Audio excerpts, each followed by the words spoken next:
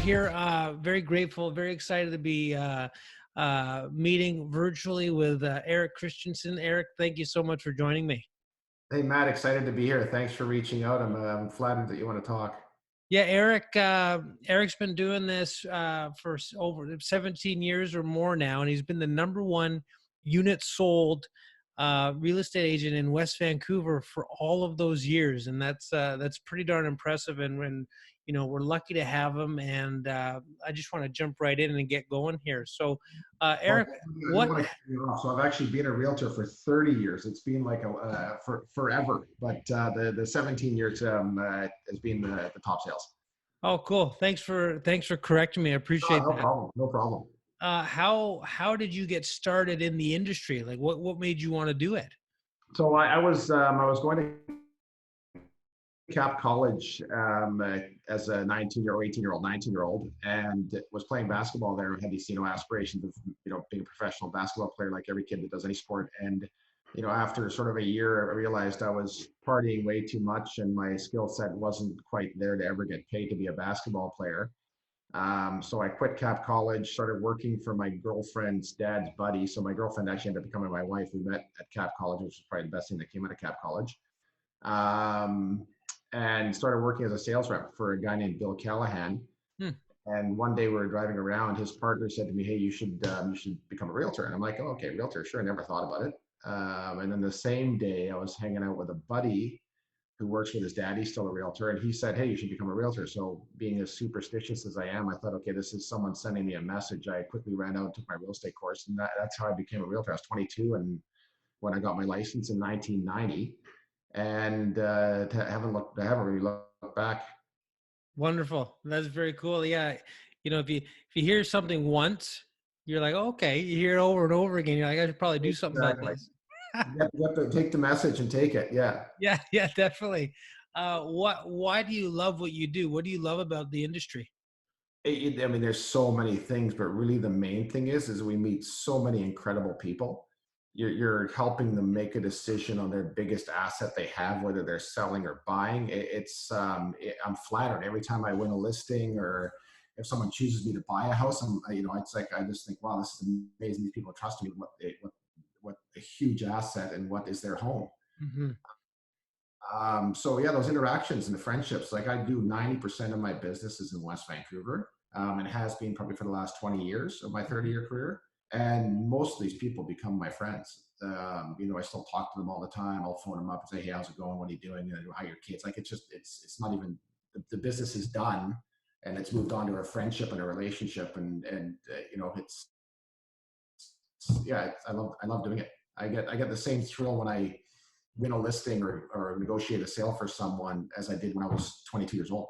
Mm, that's impressive. That's probably hard to find out there. I'm sure that you just have to have it in you to just have that passion or that love for something. So that's really cool. But I Uh, think that's what's helped with the success. I think it's sort of a cliche, but you can't be successful at something if you don't love it. So I know a lot of people over the years that I've seen come into business because they allure of these big commissions and all the money. Well, they don't like meeting people. They don't like negotiating. They don't like working late at night, and mhm. they're not realtors a few years later. Yeah, it just won't work. Yeah, you have to have both. Exactly. It's a business where there's a ton of sacrifice, but the reward is huge. But you can't put up with those sacrifices if you don't love doing it. Yeah, no, I agree 100%. I mean, obviously growing up around the mortgage world, Yeah. having my father in that for many, many years as well. I saw what it was, and it's not easy, but it's very rewarding, and I love it too. So I think that's, yeah, I'm inspired by that. If you weren't doing this though, other than being a professional basketball player, do you see yourself doing anything else? It's my parents owned a car dealership when I was a kid, so I worked part time there when I was going to Cap College, and a bit before. I started as a lot boy washing cars on Saturday. Okay. And then I became a parts driver, and then I was an apprentice mechanic. And I'd literally go in on Friday if I didn't have school or whatever, and I'd work Friday, and then I'd work Saturday washing the Mhm. cars. And I thought I was always going to be groomed into being a car dealership guy. Not everyone knows, but I love cars. I'm Mm. passionate about cars. I think the answer to that question, I know the answer to that question, is if I wasn't a realtor, I'd be a car dealer. like I just love cars. I love everything about it. It's still sales. It's still organizing. It's just something I'm passionate about. Yeah, and then in that sales based serving people role again, Yeah, exactly. so you could bring that same level of passion over. I know we're in a very unique time. You know, at time we're recording this, start of April 2020. We're in the midst of sort of the early stages or a few weeks into this COVID-19 situation. But on that, I mean, historically or just today, do you have any advice on the current market and just what home buyers or sellers should potentially be looking at right now? Yeah, it definitely, as any time, we're obviously in unprecedented times now where nobody has any clue really what's going on, and Hmm. whether it's media going crazy or people hiding things that are really happening, like no one knows. It's unprecedented, so it's a tough question to answer. But I think in any market, whether it's a bad market like 2008 financial crash or a bull market in 2011 and 16, 15, hire the right realtor. Hmm. So many people. I'll have a bunch of beautiful listings in West Van, and a realtor from Chilliwack shows up with their client to look at $5 and $6 million houses. They can't find the house. They don't know the neighborhood. They don't know the train track is right below the house. Like Hmm. they have no clue. So if you're making that, even $1 million condo, if you're making that purchasing decision, which is a huge decision, hire someone in the neighborhood. Hire Hmm. someone that knows that neighborhood, knows what they're doing. I again, I said to do 90% of my business in West Van. It's because I know West Van. It's not a choice of I don't want to go anywhere else. It's like even if I'll have a client, a high net worth client says I want to buy a 2 bedroom apartment downtown for my daughter. I'll Hmm. refer them to a good friend of mine that specializes downtown. Yeah. I won't try to do it myself because I just you punch up 2 bedroom condos, Vancouver West Side. There's 1,280 listings. I Hmm. have no clue which is a good building, which is got a bad reputation, which one has a noisy neighbor. So first of all, hire the right realtor, Hmm. and just make sure you do your homework and pick the neighborhood you like first. Mm. When my wife and I sold our little townhouse before we had our son, so we had our daughter, our son was on the way, we needed more space. We chose we wanted to live in Caulfield, so we just basically looked at every house in Caulfield, and picked one to buy because that was our neighborhood. So again, location's important. Don't buy a fancy house on a busy street because you want to be in a fancy house because your equity is not going to grow the same way it would if you buy a little bit of a beat up house on a nice cul-de-sac. Yeah. So that advice holds true whether the market's going crazy or a COVID market. Yeah. Yeah. So hire the right realtor, pick the right locations. Location, location, location.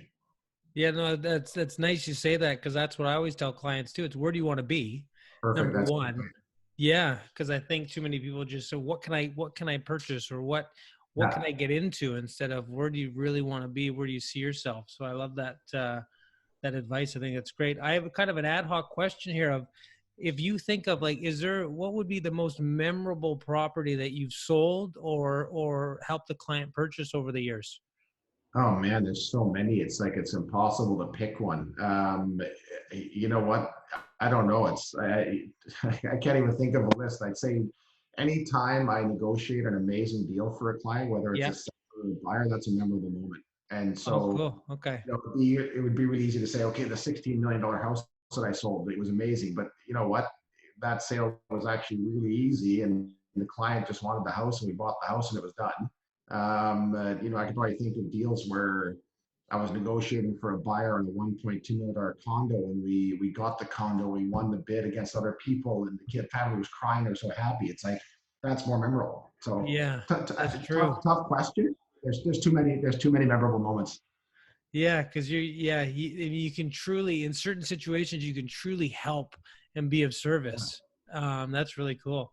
What does I like that? I think it's fun when I talk to clients. What does house rich mean to you? Because we hear house poor all the time. When you hear house rich, what do you think?